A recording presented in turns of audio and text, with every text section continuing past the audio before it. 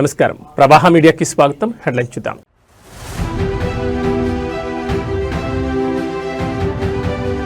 నేటి నుంచి ప్రధాని మోడీ 3 దేశాల పర్యటన. జోర్డాన్, ఇథియోపియా, ఒమన్లలో కీలక భేటీలు.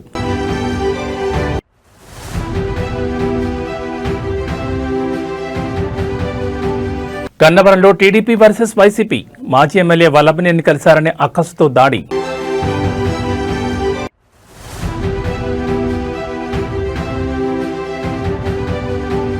ముదిగొండలో ఉద్రిక్త వాతావరణం.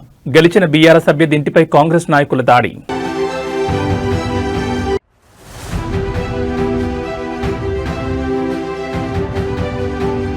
ఇండిగో సంక్షోభంపై జోక్యానికి సుప్రీం నిరాకరణ. ఇప్పటికే ఢిల్లీ హైకోర్టులో విచారణ జరుగుతోందని వెల్లడి.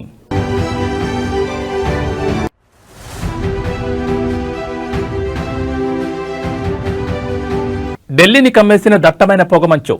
తీవ్ర స్థాయికి చేరిన వాయు నాణ్యత సూచి. ఇక డీటెయిల్స్ చూస్తే ప్రధానమంత్రి నరేంద్ర మోడీ ఈ రోజు 3 దేశాల పర్యటనకు బయలుదేరి వెళ్లారు. ఈ పర్యటనలో భాగంగా ఆయన జోర్డాన్, ఇథియోపియా, ఒమన్ దేశాల్లో పర్యటించి ఆయా దేశాల అగ్ర నాయకులతో సమావేశం కానున్నారు. ద్వైపాక్షిక సంబంధాలను మరింత బలోపేతం చేయడమే ఈ పర్యటన ముఖ్య ఉద్దేశం. విదేశీ వ్యవహారాల మంత్రిత్వ శాఖ వెల్లడించిన వివరాల ప్రకారం ప్రధాని తన పర్యటనలో భాగంగా మొదట జోర్డాన్ చేరుకుంటారు. ఆ దేశ రాజు అబ్దుల్లా బిన్ అల్ హుస్సేన్ ఆహ్వానం మేరకు అక్కడ 2 రోజులు పర్యటిస్తారు. భారత్, జోర్డాన్ మధ్య దౌత్య సంబంధాలు ఏర్పడి 75 సంవత్సరాలు పూర్తయిన సందర్భంగా ఈ పర్యటనకు ప్రాధాన్యత ఏర్పడింది.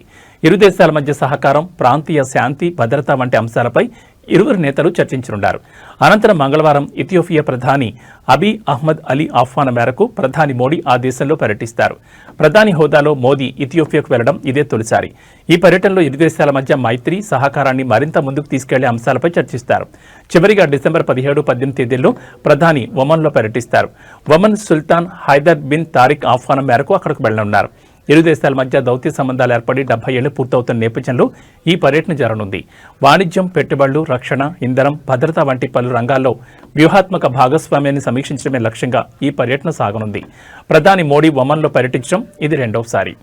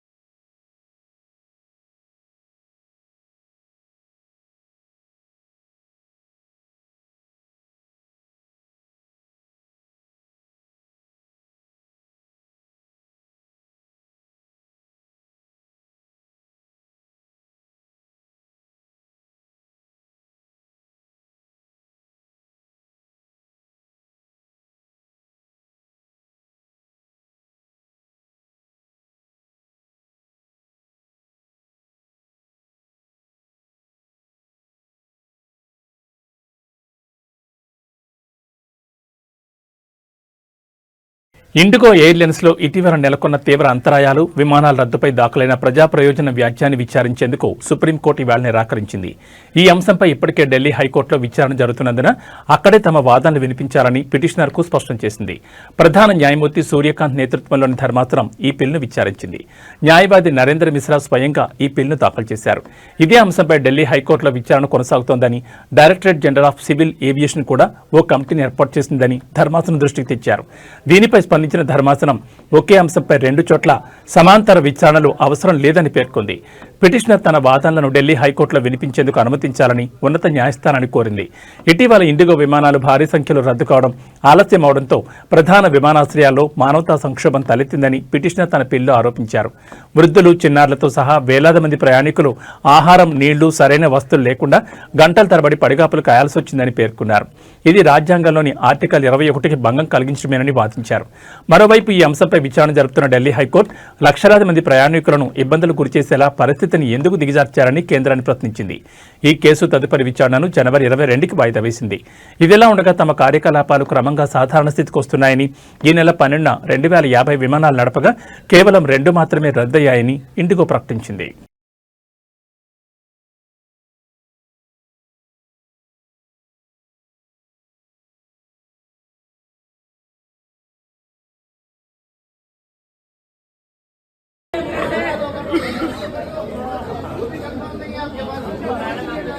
अगर ये जवाब नहीं दे पा रहे तो आप ये लेवल तो होंगे ना, लेवल तक होंगे ना, नहीं मांग रहे हम भी पागल हो रहे। अरे वो तो अपना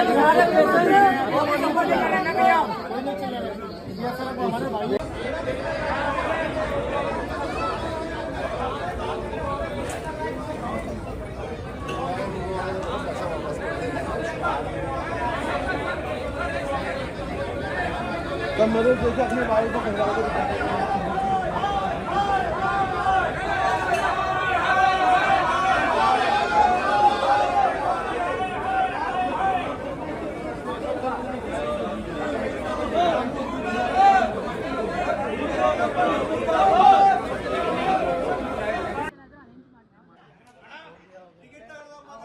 ಅಲ್ಲ ಕನ್ನಡ ಟಿಕೆಟ್ ಬೇಕು, ಕನ್ನಡಿಗೆ ದುಡ್ಡು ಬೇಕು, ಕನ್ನಡ ಏರ್ಪೋರ್ಟ್ ಬೇಕು, ಮತ್ತೆ ಕನ್ನಡ ಬರೋದಿಲ್ಲ.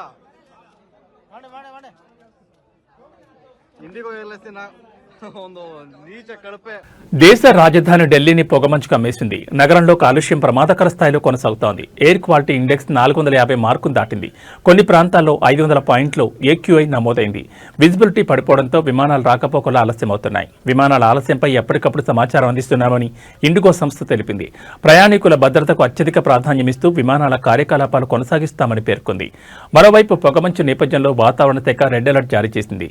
రోడ్డు క్లారిటీగా కనపడకపోవడంతో వాహనదారులు తీవ్ర ఇబ్బందులు ఎదుర్కొంటున్నారు. వాయు కాలుష్యం తీవ్రతరం అవుతున్న నేపథ్యంలో శ్వాసకోశ సమస్యలు పెరిగే అవకాశం ఉందని వైద్యులు హెచ్చరిస్తున్నారు. దీంతో విద్యార్థుల ఆరోగ్యాన్ని దృష్టిలో ఉంచుకుని పాఠశాలలు హైబ్రిడ్ మోడ్లో కొనసాగుతున్నాయి.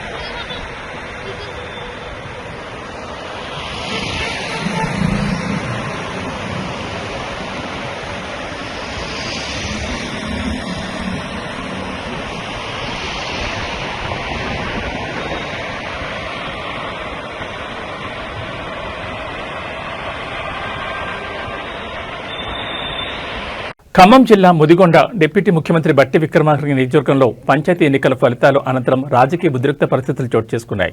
ముదిగొండ మండలం లక్ష్మీపురం గ్రామంలో ఎన్నికల్లో ఓటమిని జీర్ణించుకోలేని స్థానిక కాంగ్రెస్ నాయకులు గెలిచిన బీఆర్ఎస్ సర్పంచ్ అభ్యర్థి ఇంటిపై దౌర్జన్యానికి పాల్పడ్డారు.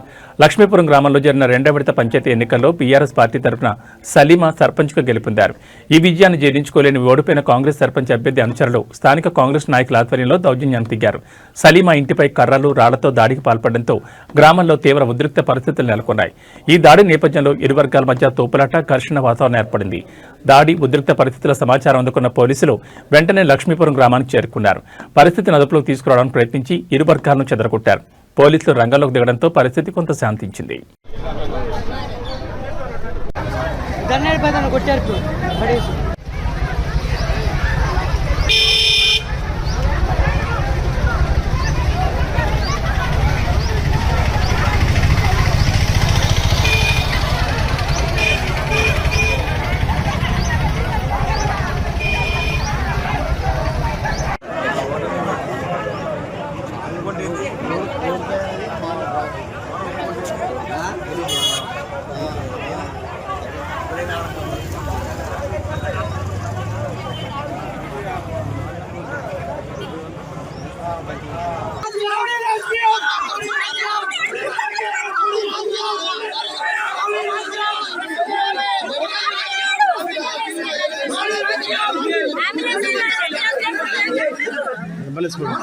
రాజన్న సిరిసిల్ల జిల్లా వేములవాడ ఎన్నికల ప్రచారంలో భాగంగా చురుగ్గా పాల్గొంటూ ఆకస్మికంగా గుండెపోటుతో మరణించిన బీఆర్ఎస్ సర్పంచ్ అభ్యర్థి కుటుంబంలో విషాదఛాయలమ్ముకున్నాయి. ఈ నేపథ్యంలో బీఆర్ఎస్ వర్కింగ్ కేటీఆర్ ఆ కుటుంబాన్ని పరామర్శించి వారికి ధైర్యం చెప్పారు. వేములవాడ అర్బన్ మండలం చింతల్ టానా గ్రామంలో సర్పంచ్ అభ్యర్థిగా బీఆర్ఎస్ పార్టీ తరఫున పోటీ చేస్తున్న మురళి ఎన్నికల ప్రచారం నిర్వహిస్తున్న సమయంలో గుండెపోటుకు గురై దురదృష్టవశాత్తు మరణించారు. ఎన్నికల వేళ ఈ ఘటన స్థానికంగా తీవ్ర దిగ్భ్రాంతిని కలిగించింది. ఈ విషయం తెలుసుకున్న కేటీఆర్ వెంటనే చింతల్ టానా గ్రామంలోని మురళి ఇంటికి చేరుకున్నారు. దివంగత అభ్యర్థి మురళి చిత్రపటానికి నివాళులర్పించి వారి కుటుంబ సభ్యులను పరామర్శించారు. ఈ సందర్భంగా కేటీఆర్ మాట్లాడుతూ మురళి మరణం పార్టీకి స్థానిక నాయకత్వానికి తీరని లోటన్నారు. ఆయన కుటుంబానికి అన్ని విధాలుగా అండగా ఉంటామని ఆదుకుంటామని హామీ ఇస్తున్నారన్నారు. బీఆర్ఎస్ పార్టీ ఎల్లప్పుడూ వారి వెంటే ఉంటుందని భరోసా ఇచ్చారు. లక్షలు పోసి ఖర్చు పెట్టి కింద పడి మీద పడి కాలు పట్టుకుంటే గెలుస్తాం. ఎంత ప్రేమ చెప్పి మీ నాయన గొప్ప వారసత్వం ఇచ్చిపోయింది మీకు. నాకు తండ్రులు తాతలు ఇచ్చేటి గదే గొప్ప పేరు వారసత్వం. మేము మిగతా వాటికి మేము ఉన్నాం అందరం. అర్థమైందా? మీ చదువు మీ ఉద్యోగం రెండు నా బాధ్యత. లక్ష్మణ మా ఇద్దరు బాధ్యత. ఎంత ఫస్ట్ ఇయర్ సెకండ్ ఇయర్ అన్న థర్డ్ ఇయర్ నో ప్రాబ్లం. ఒకవేళ తను ఎంఫార్మస్ చదువుతామంటే లేదు బిడ్డ లేదు నేను జాబ్ చేస్తా నాకు ఎందుకు అనుకుంటే జాబ్ కూడా నేను పెట్టిస్తాను. హైదరాబాద్ శంషాబాద్ అంతర్జాతీయ విమానాశ్రయంలో ఇండిగో కారణంగా పలువురు ప్రయాణికులు తీవ్ర ఇబ్బందులు అసౌకర్యాన్ని ఎదుర్కొన్నారు. టికెట్లు ఉన్నప్పటికీ సమయం మించిపోయిందని చెప్పి విమానం ఎక్కేందుకు సిబ్బంది అనుమతించకపోవడంతో ప్రయాణికులు ఆగ్రహం వ్యక్తం చేశారు. టికెట్లు తీసుకుని తమ విమానం ఎక్కేందుకు బోర్డింగ్ లైన్లో నిల్చున్న ప్రయాణికులను ఇండిగో సిబ్బంది అకస్మాత్తుగా అడ్డుకున్నారు. బోర్డింగ్ సమయం అయిపోయింది అంటూ వారిని విమానంలోకి అనుమతించలేదు. దీంతో తీవ్ర గందరగోళం నెలకొంది. టికెట్ తీసుకున్నాక సమయం లేదంటూ గేట్ క్లోజ్ చేయడం ఏంటని ఈ విషయంలో ఇండిగో సిబ్బందిని బాధితులు తీవ్రంగా వాగ్వాదానికి దిగారు. కొంతమంది ప్రయాణికులు ముఖ్యమైన పనులు ఉండడం వల్ల తాము ఆలస్యం చేయలేమని మొరపెట్టుకున్నా ఫలితం లేకుండా పోయింది. ప్రయాణికుల ఆందోళన పట్ల ఇండిగో సిబ్బంది చూపించిన నిర్లక్ష్యం మరింత ఆగ్రహం తెప్పించింది. మేమేమీ చేయలేం, ఇది మా చేతుల్లో లేదు, కావాలంటే మీరు ఉన్నతాధికారులతో మాట్లాడుకోవచ్చు అంటూ చాలా తేలిగ్గా సమాధానం చెప్పినట్లు బాధిత ప్రయాణికులు తెలిపారు.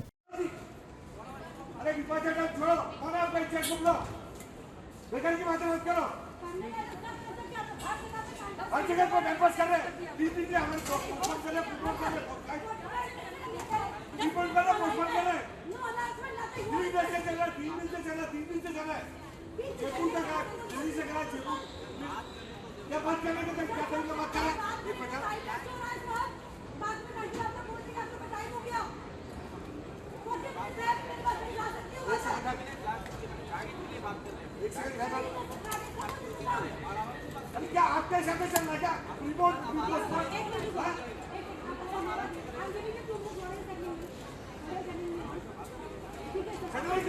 बात करने का तरीका उसको बात करने का तरीका उसको एक तो हैंडशेक करती है कल हैंडशेक करने तो होगा क्या कोई चीज का तरीका है पैसे देगा हम भी వికారాబాద్ జిల్లా నవాపేట్ స్థానిక సంస్థల ఎన్నికల్లో అనూహ్య ఫలితాలు వస్తున్నాయి. వికారాబాద్ జిల్లా నవాపేట్ మండలం పరిధిలోని ఎమ్మెల్యే కాళీ యాదయ్య సొంత గ్రామమైన చెంచల్పేటలో కాంగ్రెస్ పార్టీకి గట్టి ఎదురుదెబ్బ తగిలింది. ఈ గ్రామ పంచాయతీ ఎన్నికల్లో కాంగ్రెస్ పార్టీ బలపరిచిన సర్పంచ్ అభ్యర్థి ఓటమి పాలయ్యారు. కాంగ్రెస్ అభ్యర్థిపై ఇండిపెండెంట్గా పోటీ చేసిన అనసూజ అనంతరాములు గెలుపొందారు. మరీ ముఖ్యంగా జనరల్ కేటగిరీలో పోటీ చేసిన కాంగ్రెస్ పార్టీ అభ్యర్థిపై బీసీ వర్గానికి చెందిన మహిళ అయిన అనసూజ అనంతరాములు విజయం సాధించడం గమనార్హం. చిచ్చల్పేట గ్రామ సర్పంచ్ అభ్యర్థిగా గెలుపొందించినటువంటి గుడిసె అనసూయ గారికి మరియు 10 వార్డులు గెలిచినటువంటి మన వార్డు మెంబర్లకి అందరికీ శుభాకాంక్షలు తెలియజేస్తున్నాం. ఇంకోటి ఈరోజు జరిగిన విషయం ఏంటంటే ఈ ఎలక్షన్కు ముఖ్య కారణం చాలా ఉంది. మన మండల్ లెవెల్లో కానీ ఒక డిస్టిక్ లెవెల్లో కానీ దీనికి ప్రత్యేకత ఉంది. ఏ విధంగా అంటే జనరల్ ఉంది. ఆ జనరల్ నిలవడం ఎందుకంటే జనరల్ అంటే ఒకరికే అవకాశం అని ఉంది. ఆ జనరల్లో నిలవడం మన బీసీలకు అన్యాయం జరుగుతుందని, బడుగు బలహీన వర్గాలకు అన్యాయం జరుగుతుందని చాలా మార్చారు. ఆ మార్చినందుకు ఆ మార్చిన దానికి ఏముందంటే గవర్నమెంట్ స్లోగన్ కింద బీసీలకు చేస్తాం 42% తర్వాత మాకు రాజ్యాంగ ప్రకారం రావడం వచ్చే 23% తగ్గించి మా బీసీ రిజర్వేషన్ మొత్తము మా జనరల్ చేసారు. జనరల్లో బీసీని తీసుకుపోవడం అనే కాన్సెప్ట్ ఉంది. ఆ కాన్సెప్ట్కు తూట్లు వచ్చినందుకు కాబట్టి మేము ఖచ్చితంగా మేము ఇలా వాడాలి, మేము సాధించాలి. కాబట్టి సాధించాలని అందరి పట్టుదలతోని అందరి సపోర్ట్తోని బలహీన వర్గాలను తొక్కడము నేర్చుకోరు. కాబట్టి ఆ తొక్కడానికి మేము దాన్ని ప్రత్యేకంగా మొత్తం వ్యతిరేకించి స్వతంత్ర అభ్యర్థిగా నిలబడి పోటీ చేయడం జరిగింది. వాళ్ళందరి కృషితోని వాళ్ళందరి సహకారంతో ప్రతి ఒక్క సర్పంచ్ అభ్యర్థిగా కాన్సెప్ట్ తీసుకొని మనం ఖచ్చితంగా గెలిచి చూపెట్టాలని గెలిచిర్రు. అందుకే వాళ్ళందరికీ మాకు ఇంత పెద్ద విజయానికి ఇచ్చినందుకు వారందరికీ మేము ప్రత్యేక కృతజ్ఞతలు తెలియజేస్తున్నాం. నెల్లూరు మేయర్ స్రవంతి రాజీనామాను జిల్లా కలెక్టర్ హిమాంశు శుక్లా ఆమోదించారు. స్రవంతి రాజీనామా లేఖను కలెక్టర్ ఉన్నతాధికారులకు నివేదించారు. అనంతరం కలెక్టర్ ఆమోదం తెలుపుతూ నిర్ణయం తీసుకున్నారు. దీంతో ఈ నెల 18న జరగాల్సిన కార్పొరేషన్ మీటింగ్ సాధారణ సమావేశంగా మారింది. నూతన మేయర్ని ఎన్నుకునే వరకు ఇన్ఛార్జ్ మేయర్గా రూప్ కుమార్ యాదవ్ వ్యవహరిస్తారు. మేయర్ రాజీనామా ఆమోదంతో వైసీపీ నేతలు ఆశలు వదులుకున్నారు. మరోవైపు టీడీపీ నేతలు ఆచితూచి అడుగులు వేస్తున్నారు.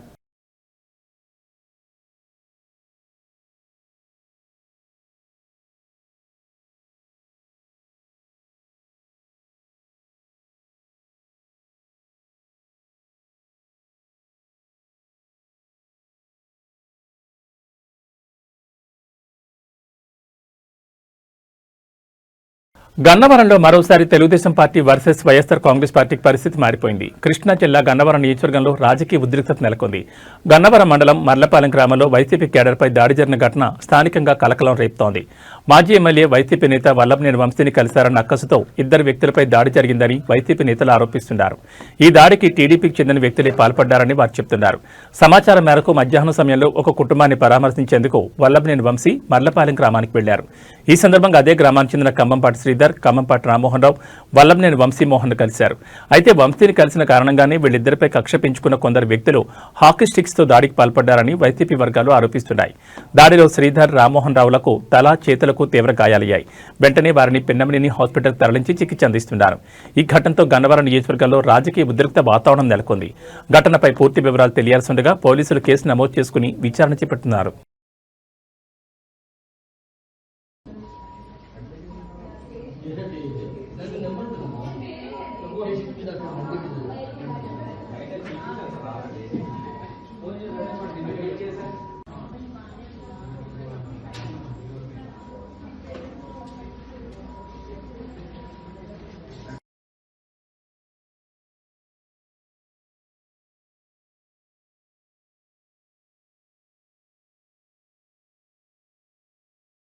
మెడికల్ కళాశాలల ప్రైవేటీకరణకు వ్యతిరేకంగా ప్రజల నుంచి సేకరించిన కోటి సంతకాల ప్రతులను గవర్నర్కు అందజేయనున్న మాజీ సీఎం జగన్మోహన్ రెడ్డికి మద్దతు పలికేందుకు వైసీపీ శ్రేణులు బయలుదేరి వెళుతున్నారు. ఇందులో భాగంగా అనకాపల్లి జిల్లా పాయకరావుపేట నియోజకవర్గ పరిధిలోని వైసీపీ క్యాంపు కార్యాలయం నుంచి సుమారు 100 కార్లతో జిల్లా పార్టీ కార్యాలయం వరకు ర్యాలీ నిర్వహించారు. పాయకరావుపేట సమన్వయకర్త మాజీ ఎమ్మెల్యే కంబాల జోగుల ఆధ్వర్యంలో ఈ ర్యాలీ జరిగింది. ఈ ర్యాలీలో భారీగా వైసీపీ నేతలు, కార్యకర్తలు పాల్గొన్నారు.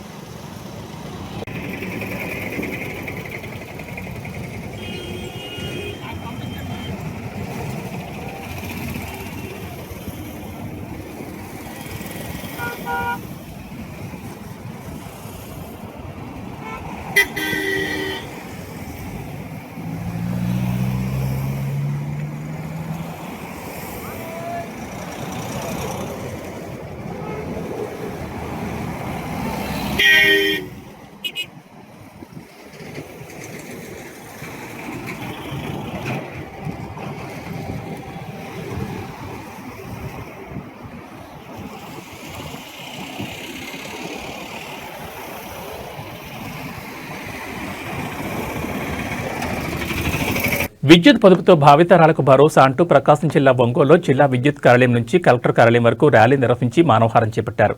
అనంతరం విద్యుత్ శాఖ ఎస్సీ కట్ల వెంకటేశ్వర్లు మాట్లాడుతూ జాతీయ ఇంధన పొదుపు వారోత్సవాల్లో భాగంగా నేటి సంకల్పం రేపటి వెలుగుల సహకారమని అన్నారు.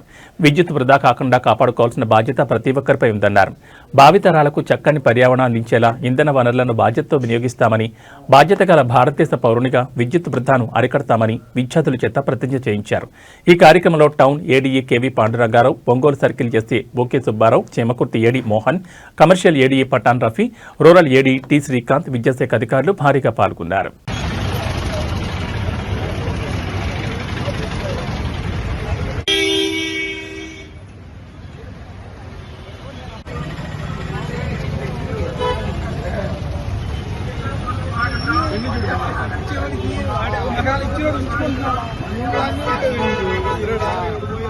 ఈ పని చేస్తే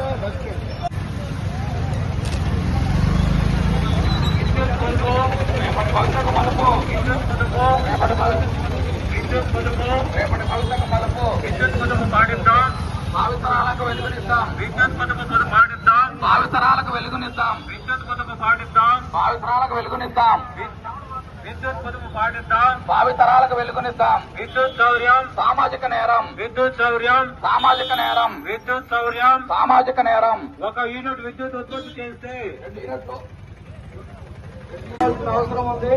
కాబట్టి మీరు త్వరితగతిన అందరూ కూడా త్వరగా వచ్చేయండి. ఇంధన పొదుపు ర్యాలీలో ఉన్న వాళ్ళందరూ ముందుకు వచ్చేయండి. పొదుపుగా వాడుకోవాల్సిన బాధ్యత ప్రతి ఒక్కరి మీద ఉంది. లేదంటే భావితరాలు ఆత్మసాక్షిగా జాతీయ ఇంధన పొదుపు వారోత్సవాల్లో భాగంగా డిసెంబర్ 14 నుంచి 20 వరకు ప్రతి సంవత్సరం ఇంధన పొదుపు వారోత్సవాలు నిర్వహించిన విధంగానే ఈ సంవత్సరం కూడా నిర్వహించడం జరుగుతూ ఉంది. ఈ వారం రోజులు వివిధ కార్యక్రమాలు, పిల్లలకి కాంపిటీషన్స్ అయితేమి, ఎలక్యూషన్స్ కానీ, ఎస్ఏ రైటింగ్ కాంపిటీషన్స్ కానీ, అలాగే మన ఈ ర్యాలీ కానీ, దీనిటన్నిటి ఉద్దేశం ఏంటంటే ప్రజల్లో విస్తృత అవగాహన కల్పించి విద్యుత్తుని పొదుపుగా వాడుకోవాలి. భావితరాలకి మనం మంచిగా విద్యుత్తుని అందించాలంటే పొదుపు ఈ రోజు నుంచే ప్రారంభించాలని, అట్లాగే కార్యాలయాల్లో కానీ, స్టూడెంట్స్ కానీ అందరూ ఎవరెవరి పరిధిలో వారు విద్యుత్తుని పొదుపుగా వాడుకోవాలని, విద్యుత్తు ఒక జాతీయ సంపద అని, దాన్ని వృధా చేయరాదని చెప్పేసి శబరిమల అయ్యప్ప స్వామి ఆలయానికి భక్తులు పోటెత్తుతున్నారు. ప్రస్తుత మండల యాత్ర సీజన్లో స్వామివారిని దర్శించుకునే యాత్రికుల సంఖ్య ఇప్పటికే 25 లక్షలు దాటింది. గత ఏడాది ఇదే సమయంతో పోలిస్తే ఇది గణనీయమైన పెరుగుదలని అధికారులు తెలిపారు. రద్దీ పెరిగినప్పటికీ పటిష్టమైన ఏర్పాట్ల కారణంగా దర్శనాలు సజావుగా సాగుతున్నాయని Sabarimala chief police coordinator ADGP S Sreejith ఇవాళ ఒక ప్రకటనలో వెల్లడించారు. గత ఏడాది ఈ సమయానికి సుమారు 21 లక్షల మంది భక్తులు రాగా ఈసారి ఆ సంఖ్య 25 లక్షలు దాటిందని ఆయన తెలిపారు. యాత్ర ప్రారంభమైన తొలి రోజుల్లో అధిక రద్దీ కనిపించినా సకాలంలో తీసుకున్న చర్యలతో పరిస్థితిని అదుపులోకి తెచ్చామన్నారు. వర్చువల్ క్యూ పాసులలో కేటాయించిన తేదీల్లో కాకుండా వేరే రోజుల్లో భక్తులు రావడమే ప్రాథమికంగా రద్దీకి కారణమని ఆయన స్పష్టం చేశారు. కేటాయించిన తేదీల్లోనే వస్తే అందరికీ సౌకర్యవంతంగా దర్శనం లభిస్తుందని సూచించారు. ఈ సీజన్లో వారాంతాల్లో కంటే 10 దినాల్లోనే భక్తుల తాకిడి ఎక్కువగా ఉంటోందని శ్రీజిత్ పేర్కొన్నారు. ఈ నెల చివరి నాటికి రద్దీ మరింత తీవ్రమయ్యే అవకాశం ఉందని అంచనా వేస్తున్నామన్నారు. పెరగనున్న భక్తుల సంఖ్య దృష్టిలో ఉంచుకుని అందరికీ సులభంగా దర్శనం కల్పించేందుకు అవసరమైన అన్ని ఏర్పాట్లు పూర్తి చేశామని ఆయన తెలిపారు. కాగా ఈ నెల 27 జరిగే మండల పూజతో దాదాపు 2 నెలల పాటు సాగే వార్షిక యాత్రలో మొదటి దశ ముగియనుంది.